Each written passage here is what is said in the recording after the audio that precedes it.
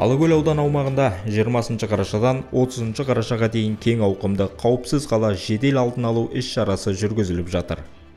Жедел іс-шараның негізгі мақсаты қоғамдық орындарда құқық бұзушылықты, қылмысты болдырмау. Ішкі істер министрлігінің нұсқауына сәйкес, республика көлемінде қауіпсіз қала жедел профилактикалық іс-шара жүргізілуде. Іс-шараның негізгі мақсаты қоғамдық қауіпсіздікті сақтау, әкімшілік және қылмыстық құқық бұзушылықты болдырмау, жолын кесу.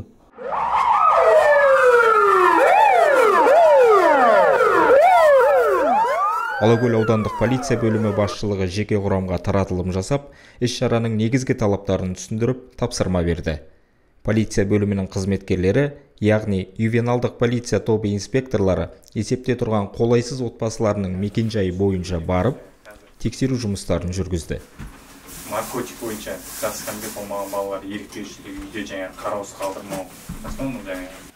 Вот сегодня хотела насчет мошенников, знаете, сейчас звонят как будто с банка, кредиты оформляют на имя, им просят, вот, что предотвратить эти.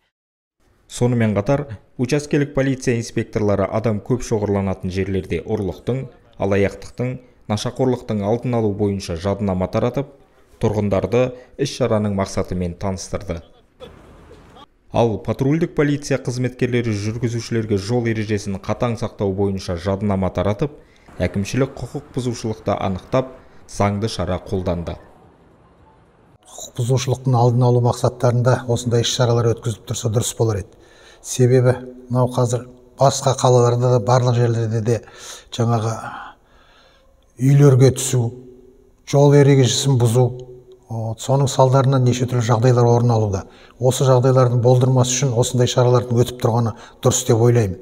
Себебі, оның сыртында қазір мына қаланың маңайының өзінде де мал ұрлығы жағдайы да өріс алуда.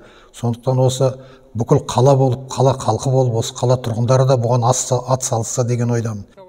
Іс-шараға блогерлер, қоғамдық белсенділер, еріктілер, қоғамдық құрылым мүшелері және бақ өкілдері қатысып, бірлесіп рейд жасады.